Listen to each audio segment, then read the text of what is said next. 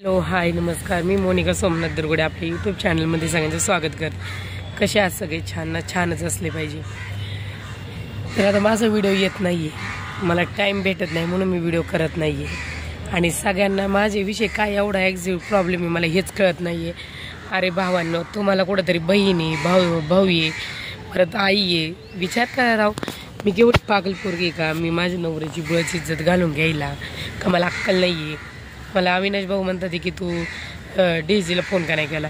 तर मला एक सांगायचं आहे की मी लावायचा खूप प्रयत्न केला, पण तो नंबर रॉंग सांगितला जातोय, त्यामुळे फोन लागत नाही आहे। आणि झालं COचा प्रश्न, त्याच्या COला मी कॉल केला तर CO मला काय म्हणला की ज्यावेळेस तुम्ही याच्या आधी पण मी त्याचा अल्बम अख्खा जेवढं बायांसंग झोपलेला आहे, जेवढं बायकांसंग त्यांनी सेक्स हा प्रकार केलेला आहे, तेवढं सगळं मी COपर्यंत घेऊन गेले होते बंगालला असताना। तर COने पण त्यावेळेस मला एकच सांगितलं की बाबा तुम्ही इथं आम्ही काही करू शकत नाही आहे, काय असेल ते तुम्हाला सिव्हिल कोर्टातून करावं लागेल। त्यामुळं एक सगळ्यांचा गैरसमज आहे की मी हे सगळं खोटं बनवते आहे आणि मी साहेब लोकांना फोन करत नाही। तर अविनाश भाऊ, तुमच्यासाठी खरं सांगायचं मला, तुम्ही ठीक आहे, मला चांगल्या कमेंट केल्यात, काय तुम्ही याच्यातून काही वाईट कमेंट केलेली नाही मला। की तुमचं पण म्हणणं होतं की DJला फोन कर, त्याची नोकरी घालव। तर कसं आहे भाऊ, तो पोट भरतोय आणि माझं नका भरू द्या, कम से कम त्या बाईचं तरी पोट भरतोय, हे महत्त्वाचं आहे। कारण निलिशा ससाने जी आहे आता, जी लेडीज राहते त्याच्यासोबत, तर ती पण आज दोन मुलं घेऊन आलेली त्याच्या जीव जगायला। आणि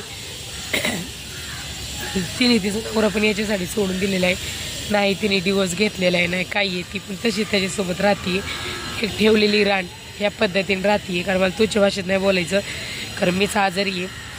मला लय जणांनी सांगितलं की त्याचा विषय सोडता येईल, मी त्याचा विषय सोडलेला आहे, ठीक आहे। आणि मी जास्त करून मी त्याचं साहेब लोकांपर्यंत नेल्या होत्या ह्या गोष्टी, पण साहेब लोकांनी पण आपल्याला काही प्रतिसाद दिलेला नाही आहे। कारण साहेब लोक पण म्हणले की काय असेल ते सिव्हिल कोर्टातून करा। आणि यांनी पण साहेब लोकांना धमकी दिली की ज्यावेळेस तुम्ही तिचं लेटर वगैरे काही घेसाल तर त्यावेळेस मी इथं गोळी मारून घेईल। आणि प्रत्येक COला एक पोस्ट महत्त्वाची असते, CO तो त्याच्या पोस्टसाठी काही करत नाही, ते त्यांच्या जवानांचीच काळजी घेतात, त्यांना सपोर्ट करतात। तर आपल्यासारख्या बायकांचंच फक्त मरण होतं। अविनाश भाऊ, तुम्हाला मी सांगायचा प्रयत्न माझा एकच आहे की तुम्ही म्हणता की तुला त्याची नोकरी पण नाही घालवायची आहे, त्याला तुला फक्त बदनाम करायचे, मी बदनाम नाही करत आहे। ह्या व्हिडिओच्या माध्यमातून मी एकच की लेडीजचा जीव वाचवते मी, की अशा लोकांना बळी पडू नका आणि कोणत्याही लेडीजनी कोणत्याही फॅमिलीचं वाटव करू नका। कारण आज ज्या मला 2 मुलं आहेत त्यांचं पण तळतळ माझ्या नवऱ्याला लागणारच आहे, कारण माणसाने म्हणतात कर्माची पण खालीच फेडायची होती त्यामुळं। तर असा विषय आहे की कोणी फक्त काही विचार वेगळे काही म्हणू नका, आणि ज्या घाण कमेंट करताय, घाण तर कमेंट कोणी करत नाही, सम्यच करते, सम्य म्हणजेच माझा नवरा आहे। तर असा पण विषय होता। आणि अविनाश भाऊ काय म्हणतात, तुझ्यामध्ये तेवढा दम नाही, कारण नवऱ्याच्या जीवा तुझं चालू आहे सगळं। भाऊ, एक सांगायचं म्हणलं ना तर मी गेले 4 वर्षापासून नवऱ्याचा 1 रुपयाही घेतलेला नाहीये, नाही नवऱ्याच्या जीव जगत आहे। जी त्याची 2 काढलेली पोर आहे तर मी मिळून त्या मुलांचा पण खर्च आहे ना माझी आई बाप बहीण दाजी हे करतात आहे। त्यामुळे तुमचा पण एवढा प्रश्न नाही की तुम्ही म्हणताय की एवढा दम नाही, माझ्यात लय दम आहे।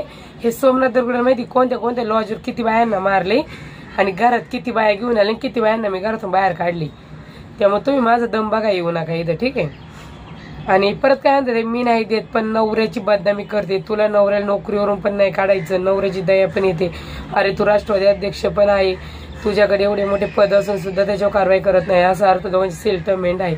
भाऊ, पहिला प्रश्न, नवऱ्याची बदनामी करते, नवरा माझा नीच वागतोय आणि त्याची बाहेर लफडी आहे, मी त्याची बदनामी नाही करत आहे, मी कुणाचा तरी जीव वाचवते, कोणत्या तरी लेडीजचा जीव वाचवते, त्यामुळे मला हे व्हिडिओ व्हायरल करण्याची वेळ आली। आणि दुसरा विषय काय, नवऱ्याला नोकरी पण, तो नोकरी करतोय, तो त्याच्या बळावर उभा राहिलाय म्हणून नोकरी करतोय, म्हणून त्याने आज मला धोका दिलाय का? तर त्याच्याकडे पैसा आहे, तो नोकरी करतो, तो किती पण बाया ठेवू शकतो, हे पण त्याचं रेकॉर्डिंग आहे माझ्याकडं। तो स्वतः मला म्हणलं होतं की मी स्वतः कमवतोय आणि माझ्या मनावर आलं किती बायका ठेवायचे किती नाही, ठीक आहे। त्याची नोकरी जाणार हा तर माझा शब्द आहे, त्यांनी लवकरात मला न्याय नाही दिला तर त्याची नोकरी मी घालवणार, एवढं पण मला कळतं।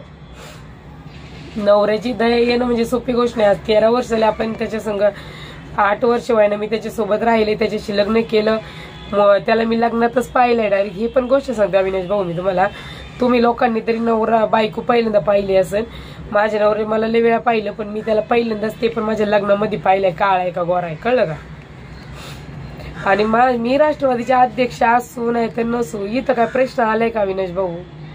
तुम्हाला माझी अख्खी डिटेल माहिती तुम्ही मला येऊन इथं विचारत आहे का? एवढे मोठे पद असो, पदाचा मी कुठं गैरवापर करतच नाही, हे पण ध्यानात ठेवा. पद आहे मला आणि असणारे ना अजून त्याच्यापेक्षा मोठं पद मला येणार आहे, हे पण मी सांगते. पण पद काय मला खायला देत नाही का, पद मला पैसे आणून देत नाही, हे पण तुम्हाला मी सांगते. राहिली त्याच्यावर कारवाई, तर आपण म्हणतो कारवाई ही आपली काय असेल ते कोर्टातून होणारच आहे. कारण कारवाई आपण तुम्ही काय आणले त्याच्यावर कारवाई पण नाही करत. कारवाई माझी चालूच आहे. मी पण कोर्टात केस लावलेली आहे, त्याने पण डिवोर्सची केस टाकलेली आहे, पण तो कोर्टात काही येत नाही डिवोर्सच्या केसला. आणि मी पण टाकली आहे डोमासाईलची, पण तो तिथं पण येत नाही, तो तिथं पण मला न्याय देत नाही आहे. कारण त्याचा विषय काय झालाय, त्याला मी पण पाहिजे आणि ती ठेवलेली पण पाहिजे, त्याचा असा विषय. त्याला सोडायचं असतं तर त्याने कधीच कोर्टात येऊन ॲप्लिकेशन सारखं देऊन तो कोर्टात येऊन मला न्यायनिवाडा केलाच असता. आणि सेटलमेंट, तुम्हाला माझं फोनपेचा अख्खं रेकॉर्ड काढा, अख्खं माझी डिटेल काढा, त्याचा माझा कॉल होतो का नाही होत. कारण 4 वर्षामध्ये 3 ते 4 वेळाच फोन झाले आमचा, परत फोन काही झालेला नाही. त्यामुळे तुम्ही कुणी असा गैरवापर करू नका, गैरअर्थ घेऊ नका की बाबा हिचं त्याचा फोन होतोय आणि व्ह्यूजसाठी करते. तर सगळ्याच गोष्ट सांगायची म्हणलं ना तर मला व्ह्यूजसाठी करायचं असतं ना तर मी लय अजून काय गाणं सोशल मीडिया फोटो लावले असेल त्याचे, मी व्ह्यूजसाठी करत नाही. राहिला विषय यूट्यूबच्या पगाराचा, यूट्यूबचा पगार मला काही येत नाहीये, हे फक्त मी कुणासाठी जीवनदान वाचवण्यासाठी करते. आणि माझं एक महिलांना पण रिक्वेस्ट आहे आता लई की ताई तुम्ही पण कुणासाठी 2 पोरांची आई असेल 3 पोरांची आई असेल, कुणाची तरी पोरगी आहे, कुणाच्या संसाराचं वाटोळ करू नका. वाटोळ करून काहीच होत नाही, याचं तुम्हाला तळतट लागतोच नक्की.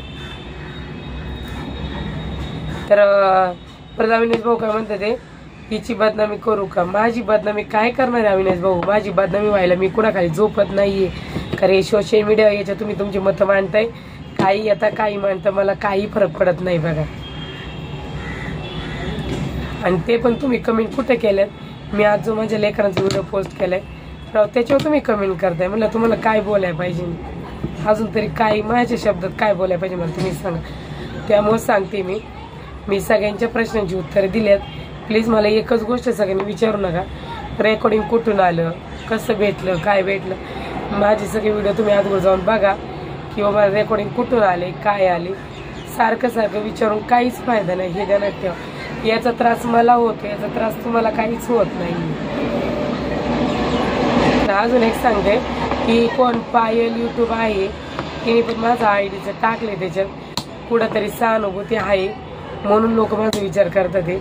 आणि मी खालच्या दरात जाऊन बोलतच नाही, कारण मीच आजारी, तुम्हाला खरं सांगायचं म्हणलं तर मी खूपच आजारी आहे, मला बोलता पण येत नाहीये. तरी पण मी आज खास बनवला अविनाश भाऊंसाठी व्हिडिओ बनवलाय मी की तुम्ही मला डीजेला फोन करा. मला तो माझी इंस्टाची आयडी आहे एक्स मोनू 1995. मला ह्या आयडीवर जाऊन तुम्ही मला DM करा, मला DIGचा नंबर असेल तर नक्की सेंड करा. मी DIGला कॉल करणारच आहे, कारण मी तुम्हाला या आधी पण झाले, मी CO ला कॉल केला होता. CO म्हणतोय की तुम्ही सिव्हिल कोर्टात जाऊन त्याच्यावर कारवाई करा. तर हे तो काय फौजी नाहीये, हा BSF मध्ये आहे, बॉर्डर सिक्युरिटी फोर्स. हा केंद्रीय सरकारमध्ये मोडला जातो, त्याला पगार पडतो 1 ते 1,20,000 पर्यंत पगार आहे. आणि तो सगळी निर्शस्त्राने उडवतो. आपण हे रेकॉर्डिंग पण ऐकले की तिला दर महिन्यात 40,000 रुपये देतो. आणि त्याने आता कोर्टात हे पण सांगते सगळ्यांसाठी, त्याच्या वकिलांनी त्याने कोर्टात लिहून दिले की त्याच्यावर कर्ज आहे. ते जेव्हा मी होते तेव्हा त्याच्यावर 1 रुपये कर्ज नव्हतं. 4 वर्ष झाले मी त्याला सोडले. आणि हे पण सांगते की सम्य नावाचा व्यक्ती येतो, तो सम्य नाहीये, तो सोमनाथ एकनाथ दरगुडेचे. कारण फेक आयडी त्याला त्याचं आयुष्य याच्यातच गेलं, फेक आयडी काढण्यातच. तर तोच कमेंट करतोय आणि सगळी डिटेल त्याला माहिती आहे काय विषय चालू आहे काय नाही. फक्त कोणी वाईट कमेंट करू नका. मी पण कोणाची आई आहे, बहीण आहे, ताई आहे. मी सगळ्यांना हात जोडून सांगते, इथून पुढे माझी डेली रुटीन येणार, डेली ब्लॉग येतील. आणि सोमनाथ दरगुडे तुझे ब्लॉग आता इथून पुढे यायला सुरुवात होणार आहे. आणि निलिशा ससाने जी आता नवऱ्यासोबत राहतीये, तिच्या मी जावणी वगैरे सगळ्यांनी कॉल केला होता, त्यांचा पण स्क्रीन रेकॉर्ड आहे आपल्याकडं, ते आपण सगळं आता उद्यापासून पोस्ट करणार आहे. तर माझ्या आयडियाला तुम्ही सपोर्ट करा, असं म्हणू नका की बाबा सपोर्ट नाही करणार, काय नाहीये. आणि याच्यामध्ये कसली सप्लिमेंट नाहीये, त्यामुळे कुणी काय माझं मी जास्त बोलले असेल तर राग मानू नका, खरंच सॉरी. आणि तुकडं फक्त सोमनाथ दरगुडीची बदनामी म्हणजे बदनामीच होणार आहे. चला भेटूया दुसऱ्या ब्लॉगमध्ये. तोवर बाय बाय.